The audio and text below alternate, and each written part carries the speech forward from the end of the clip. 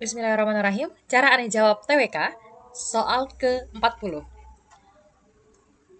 Paragraf tersebut termasuk ke dalam jenis paragraf A. Eksposisi, B. Persuasi, C. Argumentasi, D. Deskripsi, dan E. Narasi. Kita baca paragrafnya. Sungai Ciliwung terletak di Jakarta. Sungai ini mengalir dari seluruh Jakarta.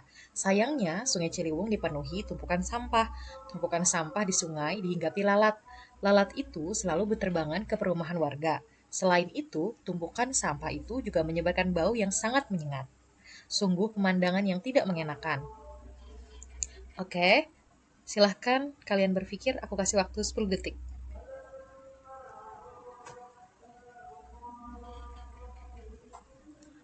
Ya, jawaban yang betul adalah D. Deskripsi.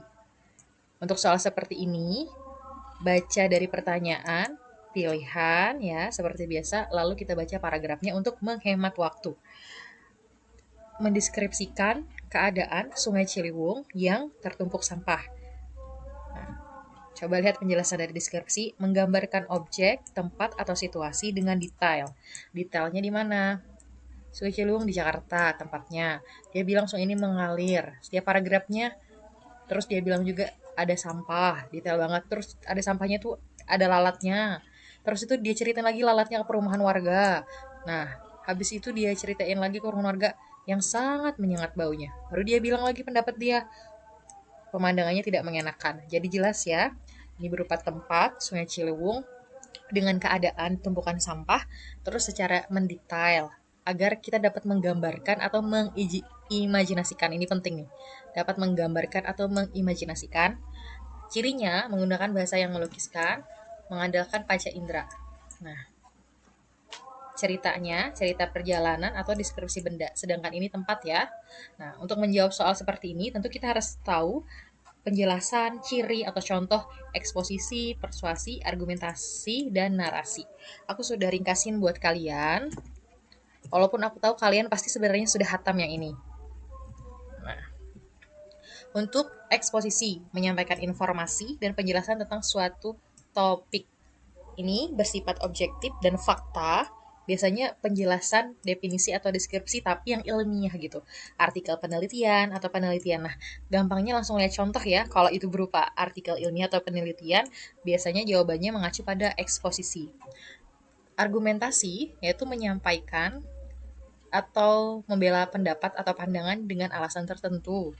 Biasanya berupa klaim argumen pendukung sama biasanya ada counter argumen. Counter argumen itu kayak kalau disanggah jawabannya apa gitu. Opini di surat kabar atau esai argumen. Intinya pendapat ya, lebih ke pendapat. Persuasi, gampangnya kalau aku inget cara anehnya ya pengaruh gitu. Kalau baca itu kita tuh terpengaruh ingin membeli misalnya. Biasanya iklan ya, gampangnya. Nih, iklan pidato kampanye.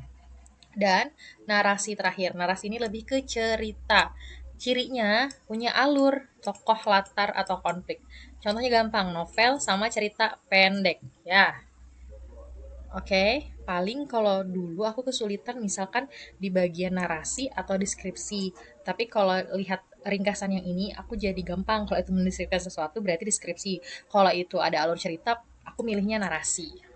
Oke, semoga kalian sudah membuat rangkuman versi kalian dan ini bisa jadi pelengkap untuk rangkuman kalian. Kita next. Oh iya, di bawah silahkan kalian kerjakan 30 soal pilihan yang dapat lagi mengasah kemampuan kita itu udah sampai mana sih gitu. Tolong usahakan kerjakan dengan ketenangan dan dengan fokus. Jadi harapan aku sekali ngerjain itu bisa nyantol. Seandainya ada soal-soal yang mirip itu, nanti gampang untuk menjawabnya. Dan juga dari setiap soal bisa kalian bedah masing-masing nih. Karena biasanya kebiasaan tiap satu soal kita tuh banyak dapat pemahaman pertama.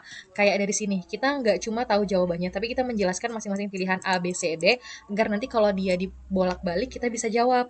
Nah, terus misalkan di suatu cerita kan, atau suatu pertanyaan ada undang-undang gitu. Nah, undang-undangnya itu bisa kita ingat, kayak soal sebelumnya itu kita tahu undang-undang kewajiban bela negara nomor berapa dan tahun apa. Nah, jadi lebih ke bedah juga setiap soal yang kalian kerjakan, jangan cuma oh iya aku betul terus lupa gitu kan, kita bertarungnya nggak saat ini, kita bertarungnya nanti 1 bulan yang akan datang. Oke, silahkan kerjakan soal di bawah dan semangat, selamat malam.